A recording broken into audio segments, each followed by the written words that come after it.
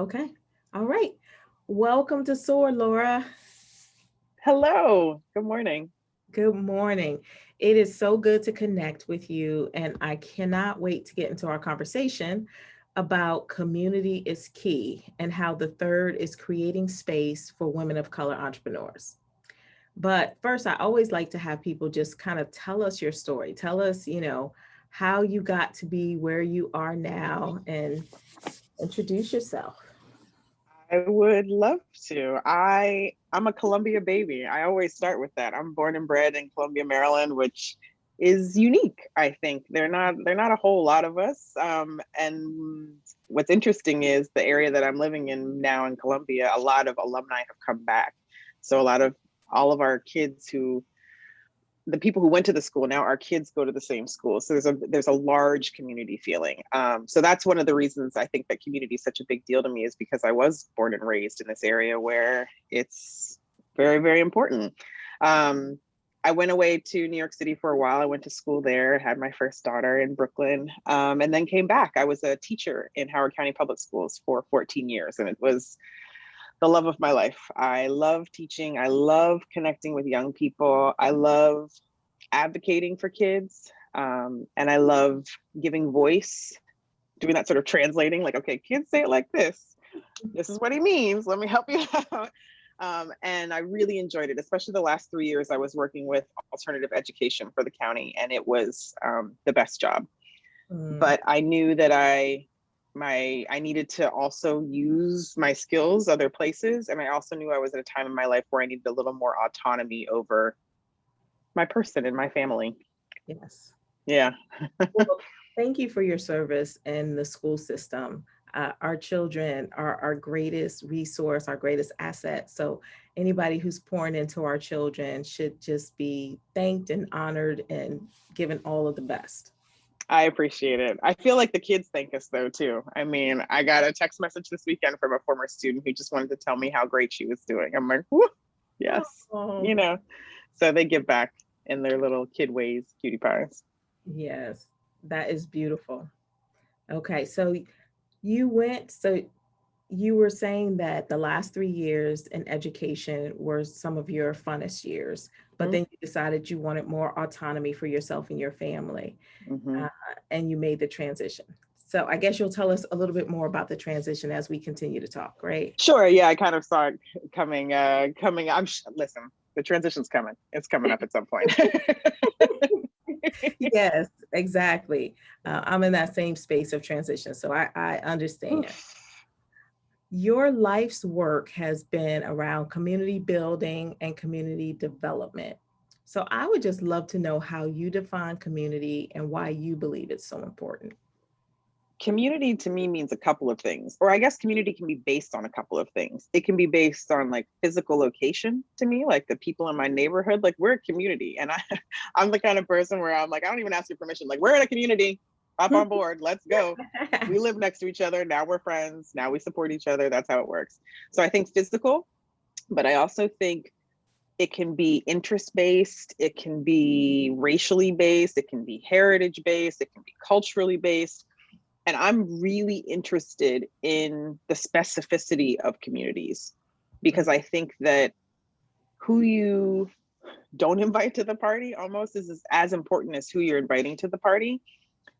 But a community doesn't work in a silo either. So I don't see like these sort of community pods around. Communities to me are these vibrant sort of energy sources. And when you have one, it radiates out Mm, these energy rings of whatever it is that they're trying to push forward. So I feel like they're all somehow connected, even if they are little separate communities into themselves. But I think that it's the only way we move forward. I don't mhm. know how anybody does anything alone. I would love to have a community at my back when I'm A- doing things. Absolutely. Um, and just another, I think, too, looking back at the whole being a little bit more important than just the one person is an important part of community for me, and what I would love for us to get back to a little bit more. Yes, absolutely. And I love the description that you gave, the energy centers that are radiating and touching the other communities with their energy centers. That's a beautiful picture. Hmm. And you just mentioned getting back. And definitely, I feel that there is a need to get back because when I think about people of color and African Americans specifically, we have always valued community. That's True. part of our story. And I would even go so far to say that community and our has been an integral part of our survival from slavery to Jim Crow to desegregation. And that's what has helped us to survive. But right now, it feels like people are a lot more individualistic. And what do you think happened? How did we get to this place where community is not at the center? Um, I'm only going to speak on the people that I can speak on. So I don't know about all the people, but I will say that my people, Black people, I Mhm. feel like we are deeply rooted in our community, as much as we always have been. I feel every day I talk with women of color, predominantly Black women in the area, and every single one of them is committed to, it's not even a feeling of giving back. It's just this, it's part of their business model is to impact the community, is to participate in the community. It's not this sort of patriarchal sort of, I'm going to hand this over to you and give this to you. It's just part of the flow. And one of the beautiful things about building the third, I have found, is that you don't, people always say, like, oh, we're going to educate these women or we're going to give them skills. No, no, no, no, no. They have all the skills. It's just shifting the mindset a little bit. So Mhm. for the third, when we bring women together, we want you to have a great time. We want you to meet people. We want you to make meaningful connections. We want you to enjoy yourself. We want you to have an experience that's new and amazing. And we want you to sprinkle business on top. That's all. Our community is so strong and so fierce. We already share, we already connect, we already support. We already do these things ingrained into our culture. All we need to do is sprinkle a little business on top, and we're Mhm. an unstoppable economic force right there. I definitely agree with that.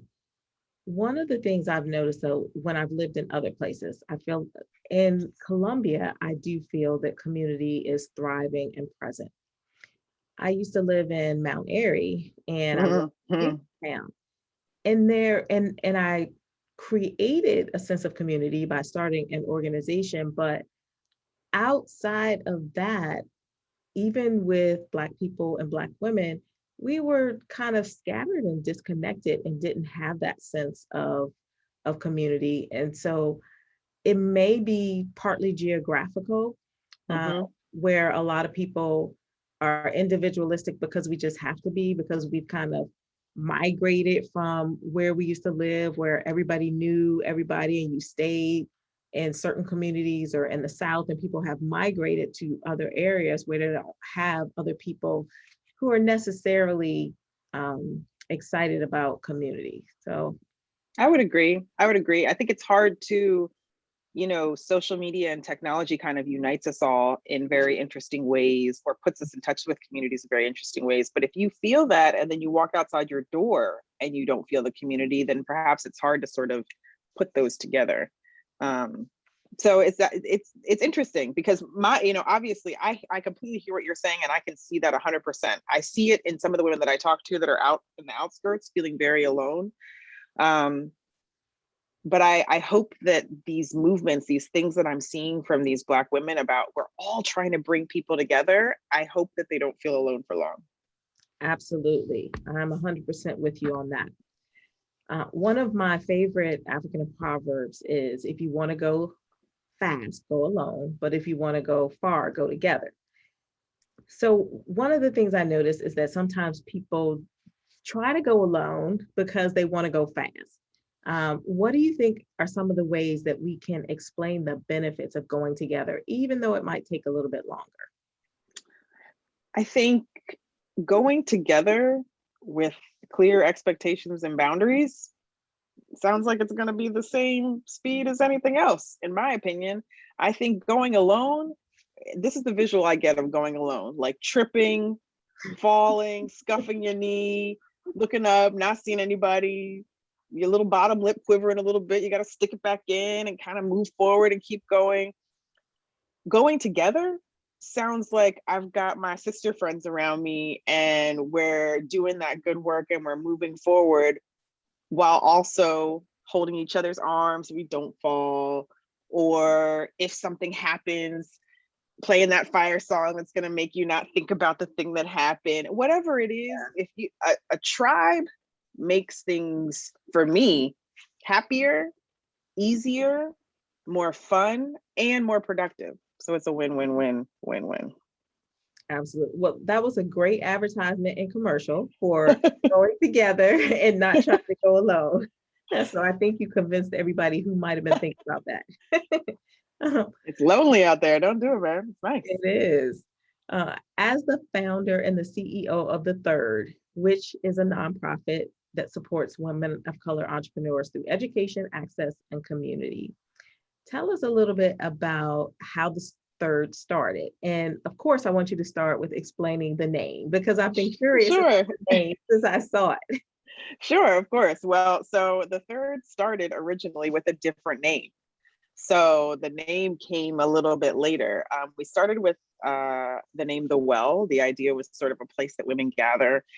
Mhm. I started it because as I was transitioning out of education, I was looking for entrepreneurial pursuits to get into. And even being a baby of this area, I'm hitting barriers and things. I'm like, what? No. And the way that I'm set up, when I see inequity, I have to address it. So I'm like, all right, well, then I'll just form a business to address this because this is nonsense. So that's where The Third was born.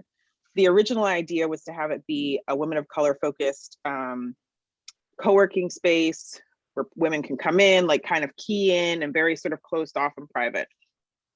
And the beauty of something like a pandemic, Mhm. especially when I know that like my basic needs are taken care of, shout out to everybody who's doing the pandemic where basic needs are not being taken care of. But I know that I'm in a position where they are, which gives me a little bit more freedom to persevere, to move through things. And when the shutdown happened, we just kind of pulled in, went mission focused, and gave women community, which was what they were asking for.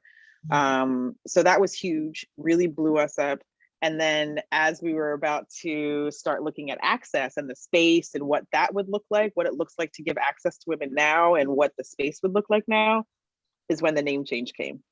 So it was mandatory, and that's okay. It was. I'm hard-headed, so I'm sure it had to be mandatory. I wasn't going to do it, and I really went back to the original principles. My first little one pager that I made about The Third had The Third in it. The Third comes from a social anthropologist named Ray Oldenburg, and he believes that humans, from the beginning of time, need three places to feel happy, complete, and whole. One is home, one is work, and then there's this third place where you gather with like-minded people, but that just as modern times come through, those spaces start to dissipate, even pre-COVID. But Mhm. that we as humans have a biological need to gather with like-minded humans. And so we're the third place. Oh, I love that. Yeah. And that is so true. I think we seek that out when we don't have it. And thank you for creating that. So you said that in the beginning you started and you started to gather, and when the pandemic hit down, you went mission focused. Can you just be more specific about what you did in terms of creating that community? I sure can. Yeah, no, and it was super intentional. We had I'm a relationship person. I believe relationships feed me, but they also, for lack of a better word, function like energy currency. Like I enjoy meeting people, and not for a specific reason, but just to meet them because you never know what the reason may be. To the point, I met these young men who ran a design thinking firm in the area called Greatest Possible Good, and very early in the Third's journey. And they were very excited about our mission and gave us pro bono design thinking work for 6 months, part of which was a 3-month market research, like crazy, intricate prototyping, all these wonderful things. And we were getting all of that information back right as the world was closing down. So we really just sifted through it. And the commonality, the one word that every single woman used was community. And Mm. so I thought to myself, I was still teaching at the time. what can I do from my bedroom and my computer to help with community? And I say these things, I mean, please know, other people out there that are trying to start things, I say it like it's regular now, but I definitely was scared. Like, don't get it twisted. I was very scared to start these things. So, but what we started where they were called well meetups. They were free, and they were 1 hour webinars for women in the community by women in the community. So we started off with some like business development me sort of things. And I just started asking friends, hey, I know you love making spreadsheets for operations. Can you share that? Oh yeah, great. And we just encouraged women to, it was right as Zoom was starting, like people were just starting those things. And we just encouraged women to come as they are. Come in your bonnet, come with your full face, come with your blanket, don't put your camera on, whatever feels comfortable so that you can be a part of this community. And then it became this sort of beautiful ecosystem where women who were attending would go, oh my gosh, that woman was so dope. Oh my God, she shared this. Da, da, da, da. Okay, what can you share? And then that woman shares something, and then she gets that feeling and passes it on. And so we just had this beautiful sort of cycle of sharing and receiving that lasted all throughout the summer. We did a little over 30 from March to September and served over 300 women and over 50 businesses. Wow, that is amazing. And it sounds like you fulfilled the need right at the time, because I felt that void too, that void in community during the pandemic. And which is why I started the podcast. I started a radio show and podcast right at the pandemic, because there was that need to gather and have that sense of community and to share and lift our voices and to feel like we were sharing with each other and making a difference. So wow, that's awesome. Yeah, agreed. I think that was sort of internationally felt. All of a sudden we were just home. How do we connect with these other people? How do we feed these parts of ourselves? So we were happy to be able to step in there. Mm-hmm. One of the things that I try to do as a coach is to help people show up as the best version of themselves. So I was really excited when I read that that's what you do with the third. So how do you create spaces that help people show up as the best version of themselves? I learned it in teaching, honestly. Let me tell you something. Teachers are superheroes, man. The things that they are able to do in a classroom should be awarded every day. You all know, I mean, just think about like the normal person doesn't even want to hang around with like one teenager. Yes. We put 30 some in a classroom, and they're like, and then especially when I was teaching Italian, that's a vulnerable place because they're out of their comfort zone. And I don't know if you've ever met a teenager in a vulnerable place. That's not when they necessarily shine. But I learned how to do that teaching. I've had so many influential kids in my life who've made me a better teacher and a better person, by challenging me, by shaking my equilibrium a little bit, or just by encouraging me. I mean, there have been so many things, but I learned all of that teaching, because you can't teach kids unless you have a space where every kid, somehow you have to have the magic of reaching 32 kids at once. So I got really good at it. And it's a lot of like listening to everybody, accounting for everybody who's in that space, but also setting really clear expectations and boundaries for myself as the leader of that space. This is how we're going to show up. These are the bare minimum things that we're going to do. And I can see that transferring over into my daily interactions with the third. And then as we move into the physical space, I can see it manifest in a more practical way as well. But the expectations and the boundaries are there so that everyone can enjoy themselves and everyone can participate. I'm actually really excited for this community to have another Black-owned business where everybody gets to experience the business from the Black perspective. That is exciting. I'm excited about that also. Now, I know you also have a consulting business, and is it pronounced Maude? It is. That's my great grandma's name. Oh, okay. That's beautiful tribute. And in that business, you work with workforce development. And I'm not that familiar with workforce development. So I would love for you to explain a little bit more about what that term means and what you do in your business. Sure. So I will say to all the other entrepreneurs out there, aspiring entrepreneurs, my consulting firm, my LLC is like the catch-all, right? It's the catch-all for all of the great things that I do or that I know how to do Mm-hmm. that a nonprofit does not allow me to get paid for. And that's okay. I love the nonprofit. And I think it actually is going so well because it is a nonprofit. But I also have this consulting firm, and it started off with like community building. How do I monetize community building, these skills that I've learned teaching?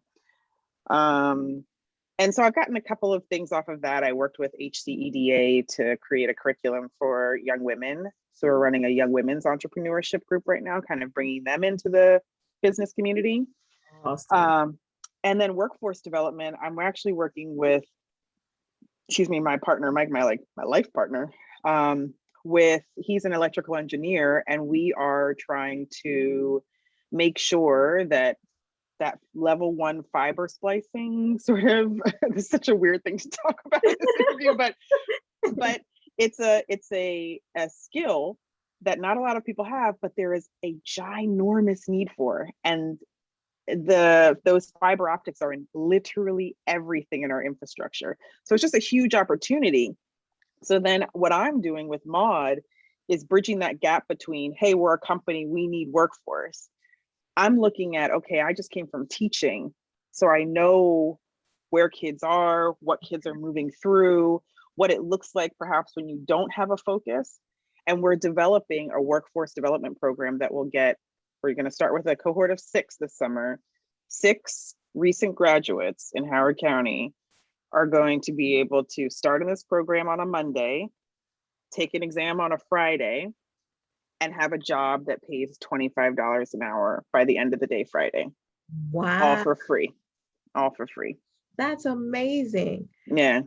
You know, what I really love is how you honed in on what the need is, where you have resources, you know, your access to students, your teaching expertise, and put those two together. Listen, one of my girlfriends calls it the zone of genius. And I swear, it just feels Yeah. great when you can take the things that you're good at naturally and the things that you love and put them in the service of others, and perhaps even in the service of you and like your own life. Hmm. I don't think there's anything better than that. No, I agree. There's nothing better than that.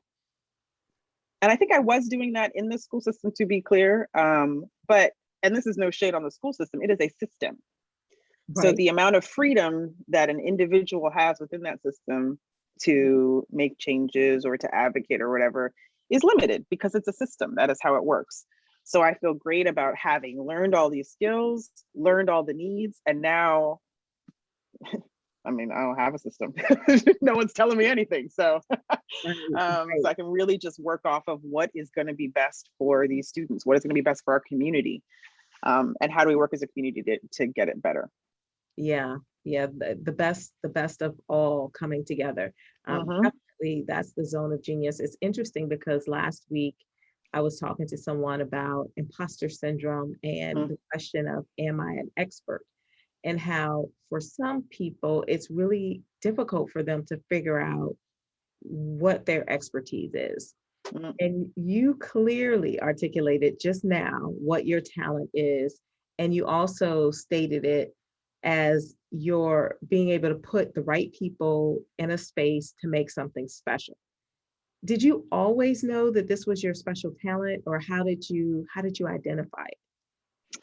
Um, I don't think I always knew. I don't think I grew up or was in a workforce that said, "Hey, identify your individual talents." It was just it's a little different. Like, yes, obviously they want you to do a good job, but it's less about like these individual skills. And Mhm. there's certainly no focus on monetizing those skills in any way, shape, or form. So I was really it sounds really cheesy, but I'm kind of a cheesy gal. I sat and made a list. I'm like, what are skills that I can get paid for? What are skills that I have that I can get paid for? And I'm gonna, love up on my teachers again. I'm telling everyone out there, if you are looking to hire someone in your workforce and a teacher is applying, hire the teacher, because the amount of skills that we have they're endless and they're transferable. So when I look at being able to put the right people into place, I can tell you exactly how to. That started with maybe being able to do some classroom management. And then it developed into how do I facilitate professional development and pull all that together. And then it came into how do I lead a department. And then it came into, so it was like a progression of building this skill as I was asked to do new challenges professionally.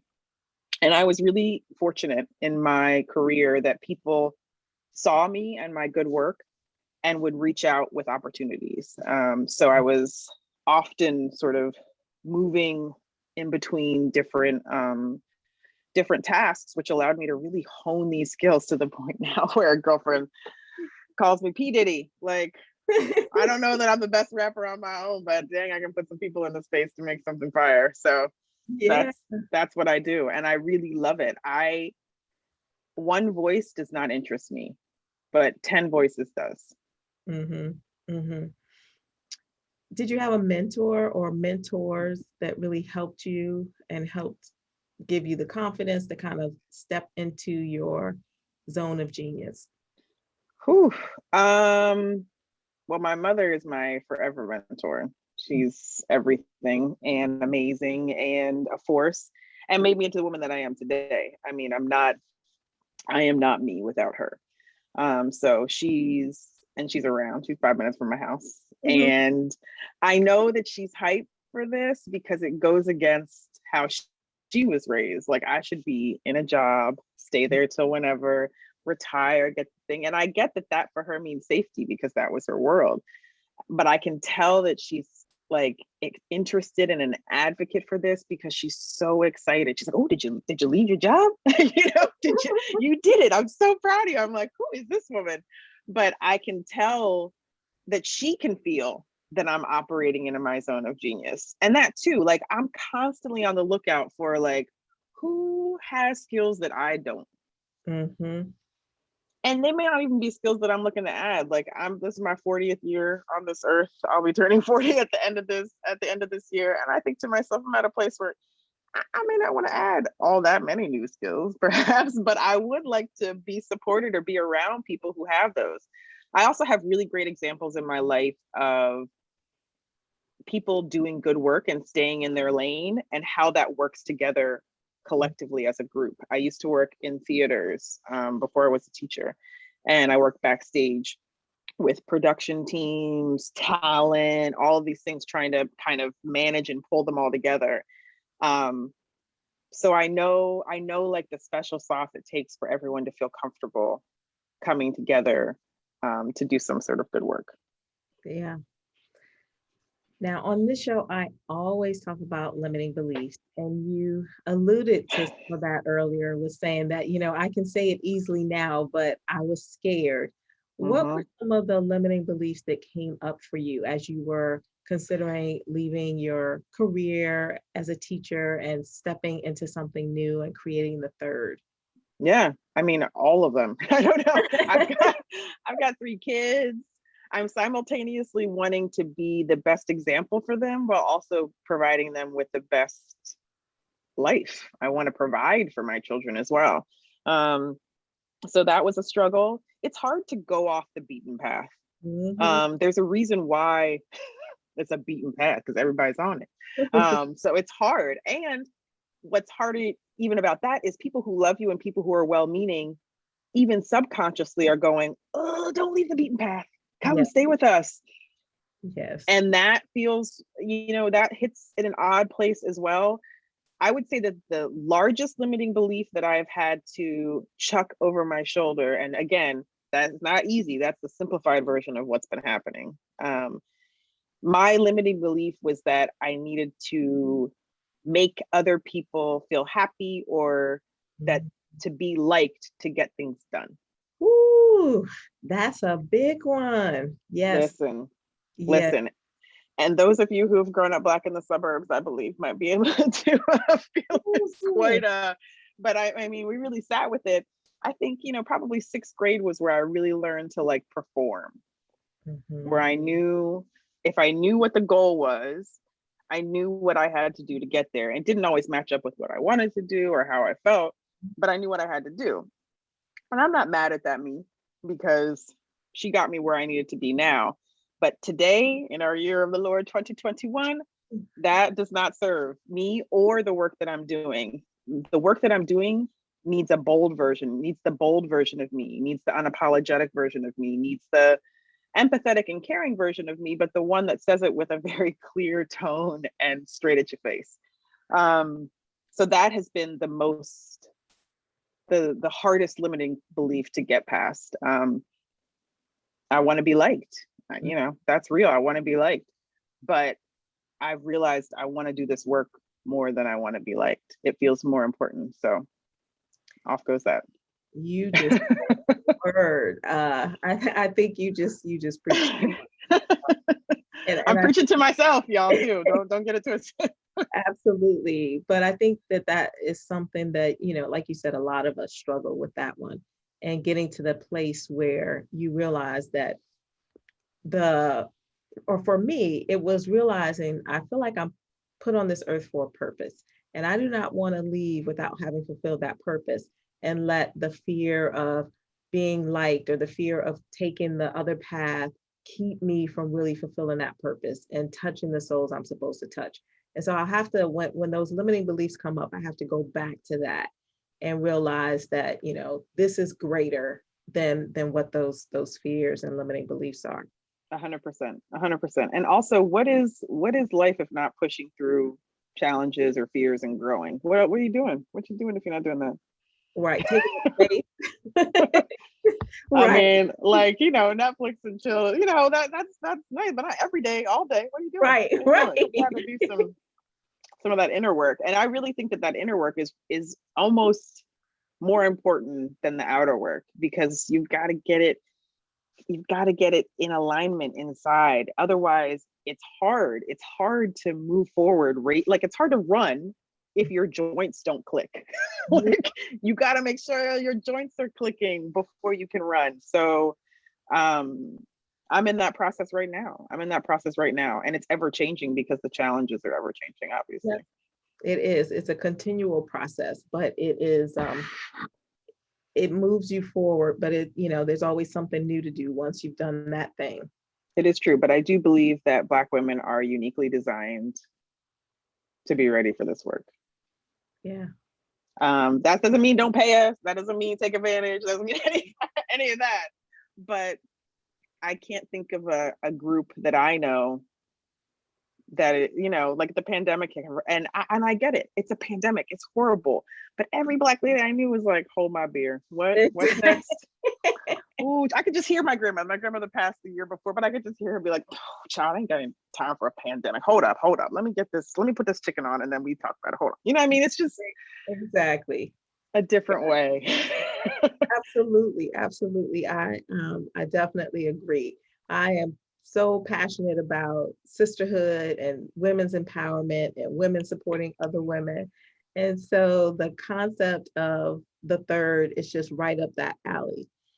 And I think that because Black women are uniquely designed to do this work, it makes it that much more necessary for us to have the community to support us. Because the other thing that happens is that it's like this innate drive that we have to do the work. But sometimes we do the work to the point that it wears us down, and we suffer the consequences through our health, through our mental health, emotionally, all of these different ways. And I think that having that community, I was talking to someone who she's a professor, a law professor, and she was talking about all the work that she does and how it's difficult for her to put it down because she's afraid, that nobody else will pick it up. And I'm like, you have to be able to pass the baton to the next sister. So you Mm-hmm. got to be in close proximity and community so you can pass that baton when it's your turn to rest.